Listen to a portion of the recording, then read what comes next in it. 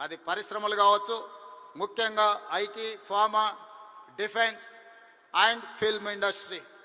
Film industry కూడా ఈ దేశంలో ఒక గొప్ప పరిశ్రమగా రాణించాలనేదే మా ప్రభుత్వం యొక్క ఆలోచన, మా ప్రభుత్వం యొక్క ప్రణాళిక. అందుకే ఈరోజు ఈ వేదిక మీద నుంచి మీకు అందరికీ ఒక మాట నేను స్పష్టంగా చెప్పదలుచుకున్నా. నేను మొన్న జరిగిన నీతి ఆయోగ్లో ప్రధానమంత్రి గారికి చెప్పిన 2047 ఏదైతే విజన్ ఉందో 2047కి తెలంగాణ రాష్ట్ర ప్రభుత్వం $3 ట్రిలియన్ ఎకానమీగా అభివృద్ధి చెందాలి. 2035 లోపల $1 ట్రిలియన్ ఎకానమీగా తెలంగాణ రాష్ట్రాన్ని అభివృద్ధి పదం వైపు నడిపిస్తాం. 10 సంవత్సరాలు తిరిగే లోపల $1 ట్రిలియన్ ఎకానమీకి చేరాలన్నా 2047కి $3 ట్రిలియన్ ఎకానమీకి తెలంగాణ రాణించాలి అనంటే సినీ పరిశ్రమ గొప్పగా అభివృద్ధి చెందాలి. ఈరోజు హాలీవుడ్ అంటే అమెరికాకి వెళ్తున్నాం, బాలీవుడ్ అంటే ముంబైకి వెళ్తున్నాం. నేను అడుగుతున్న మిత్రుల్ని, రాజమౌళి గారిని, ఈరోజు ప్రపంచమే గుర్తించే విధంగా అద్భుతమైన సినిమాలను తీయగలిగిన మీరు ఆ పరిశ్రమను ఎందుకు ఈ గడ్డ మీదకి తీసుకురారు అని నేను మిమ్మల్ని అడుగుతున్నా. ఈరోజు రాష్ట్ర ప్రభుత్వం మీకు అండగా నిలబడ్డది. హాలీవుడ్ అమెరికా కాదు, బాలీవుడ్ ముంబై కాదు, హాలీవుడ్ బాలీవుడ్ హైదరాబాదు గడ్డ మీద ఉండాలి. మీకేం కావాలనో నాకు చెప్పండి, రాష్ట్ర ప్రభుత్వం మీకు అండగా నిలబడుతుంది. ఒక ఐటీ పరిశ్రమను, ఒక ఫార్మా ఇండస్ట్రీని, ఒక డిఫెన్స్ ఇండస్ట్రీని ఏ రకంగా ప్రోత్సహించినామో ఈరోజు ఫిల్మ్ ఇండస్ట్రీని అదే విధంగా ప్రోత్సహిస్తాం. మీకు కావాల్సిన ప్రణాళికలు అందిస్తాం. ప్రణాళికలు మీరు రచించండి. మా విజన్ డాక్యుమెంట్లో, తెలంగాణ రైజింగ్ 2047 విజన్ డాక్యుమెంట్లో ఫిల్మ్ ఇండస్ట్రీకి ఒక చాప్టర్ ఇస్తాం. ఆ చాప్టర్ని రాయాల్సిన బాధ్యత సినీ ప్రముఖులకు, ఇక్కడ ఉన్న పెద్దలందరికీ ఉంది. మీకు ఏం కావాలనో నాకు చెప్పండి. నేను ఈరోజు చెప్తున్నా, ఇక్కడ నుంచి 22 సంవత్సరాలు, ఈ 22 సంవత్సరాలు క్రియాశీలక రాజకీయాలలో నేను ఉంటా. ఏ హోదాలో ఉన్నా మీకు అండగా నిలబడతా. ఈ పరిశ్రమను అంతర్జాతీయంగా అభివృద్ధి చెందడానికి అవసరమైన అన్ని ప్రణాళికలను, అన్ని రకాల మిమ్మల్ని ప్రోత్సాహకాలను, మీకు అవసరమైన వసతులను ఏర్పాటు చేయడానికి తెలంగాణ రాష్ట్ర ప్రభుత్వం సిద్ధంగా ఉంది. ఈరోజు vision document Telangana means business. Telangana ఎవరైనా రావచ్చు, ఎవరైనా వ్యాపారం చేసుకోవచ్చు, ఎవరైనా వ్యాపారంలో రాణించవచ్చు.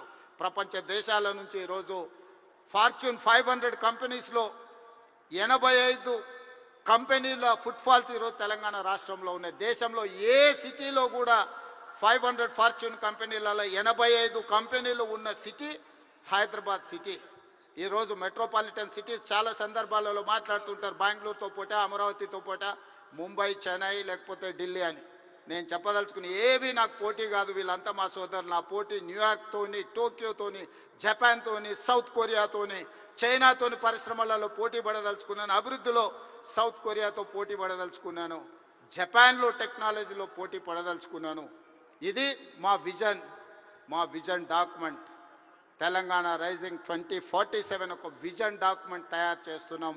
మా మిత్రుడు దిల్ రాజు గారికి నా సూచన, అందులో ఒక చాప్టర్ సినీ పరిశ్రమకు ఉన్నది. ఆ సినీ పరిశ్రమకు సంబంధించిన చాప్టర్ మీ ప్రముఖులందరూ కలిసి మీకు ఏం కావాలనో చెప్పండి. తెలంగాణ రాష్ట్ర ప్రభుత్వం మీకు అండగా నిలబడుతుంది. నా కళ్ళతోని 2047 15th ఆగస్ట్ రోజు $3 ట్రిలియన్ ఎకానమీని చూసినాక ఆ రోజు నేను రాజకీయంగా ఆ రోజు చాలా ఆనందంగా మళ్ళీ సినీ పరిశ్రమ వేదికను ఏర్పాటు చేసి నేను చెప్పింది ఇంతవరకు ఏది మిస్ కాలేదు. ఇంతవరకు నేను ఆలోచన చేసింది, నేను సాధించాలనుకున్న దాంట్లో ఎందులో కూడా ఇంతవరకు నేను ఫెయిల్ కాలే. నా సక్సెస్ రేషియో 100%.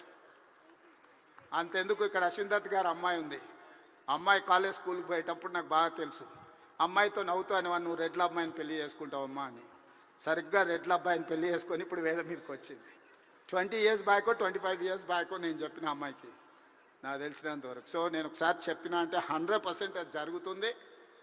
2047కి $3 ట్రిలియన్ ఎకానమీకి మనం చేరుకుంటాం. మీరు కష్టపడితే బాలీవుడ్, హాలీవుడ్ హైదరాబాద్కి వస్తుంది. దానికి సంబంధించి మా వైపు నుంచి సంపూర్ణమైన సహకారం ఉంటుంది. ఈరోజు గద్దరన్న అంటే ఒక చైతన్యం, గద్దరన్న అంటే ఒక విప్లవం, గద్దరన్న అంటే ఒక వేగు చుక్క. గద్దరన్న స్ఫూర్తితోని ఈరోజు తెలంగాణ రాష్ట్రాన్ని మేము సాధించుకున్నాం. జయ జయ హే తెలంగాణ అందించిన ఆత్మశ్రీ, ఈరోజు జై బోలో తెలంగాణ అందించిన గద్దరన్న మాకందరికీ స్ఫూర్తి. అలాంటి స్ఫూర్తితోనే మేము పోరాటం చేసినాం. ఈ పోరాటం ప్రజల కోసమే, ప్రజలకు అవసరమైన సంక్షేమాన్ని, అభివృద్ధిని అందించడానికి నిత్యం వారిని స్ఫూర్తిగా తీసుకుంటాం. ఈరోజు తెలంగాణ గద్దర్ ఫిల్మ్ అవార్డ్స్ తీసుకున్న వాళ్ళందరినీ కూడా నేను మనస్ఫూర్తిగా అభినందిస్తున్నా. ఈ తెలంగాణ నిర్మాణంలో, ఈ తెలంగాణ అభివృద్ధిలో మీరందరూ భాగస్వాములు కావాలి. గతంలో ఏమైనా అంశాలు ఉన్నా వాటన్నిటిని పక్కన పెట్టండి. మనందరం కలిసికట్టుగా అభివృద్ధి పదం వైపు నడవాలి. మరొక్కసారి నందమూరి బాలకృష్ణ గారిని వారు ఒక మాట చెప్పిండ్రు నాకు చెప్పమని. కళ్ళతో చూసేది కళ, కళ్ళతో అభినయించేది కళ, కళ్ళు మూసుకొని కనేది కళ, కళ్ళు మూసుకున్న వాళ్ళను చైతన్యపరిచేది కళ అని చెప్పు అని వారు చెప్పిండ్రు. సో వారి బాలకృష్ణ గారి తరఫున మీకు అందరికీ చెప్తున్నా, ఖచ్చితంగా ఈ కళా చైతన్యమే ఈరోజు తెలంగాణ రాష్ట్రాన్ని అభివృద్ధి పదం వైపు నడిపించిన ఎంతోమందిని, ఈరోజు విప్లవాల వైపు నడిపించిన గద్దరన్న ఈరోజు అభివృద్ధి పదం వైపు నడిపించడానికి కూడా మనస్ఫూర్తిగా ఉండాలి. మనస్ఫూర్తిగా గద్దరన్న కుటుంబాన్ని ఈరోజు అభినందిస్తూ ఆ కుటుంబానికి కూడా రాష్ట్ర ప్రభుత్వం అండగా నిలబడుతుంది. చివరగా ఒక విజ్ఞప్తి మా ఉప ముఖ్యమంత్రి గారికి. హైదరాబాద్ పిల్లోడు రాహుల్ సిప్లీగంజ్ ఓల్డ్ సిటీ నుంచి అద్భుతంగా ఆస్కార్ అవార్డు వరకు రాణించిండ్రు. ఈ వేదిక మీద మా బట్టన్న ఏమి ఇచ్చినట్టు లేడు. తప్పకుండా అతన్ని అభినందించడానికి, అతన్ని కూడా ఏమైనా ఇవ్వడానికి రాష్ట్ర ప్రభుత్వానికి నేను విజ్ఞప్తి చేస్తున్నా, మా ఆర్థిక మంత్రి గారికి. సో రాహుల్ సిప్లీగంజ్ కూడా ఏదైనా అవార్డు ఏమి ఇవ్వగలరో మీరు ఇవ్వాల్సిందిగా కోరుకుంటూ మీ అందరి దగ్గర సెలవు తీసుకుంటున్న. ధన్యవాదాలు మిత్రులారా.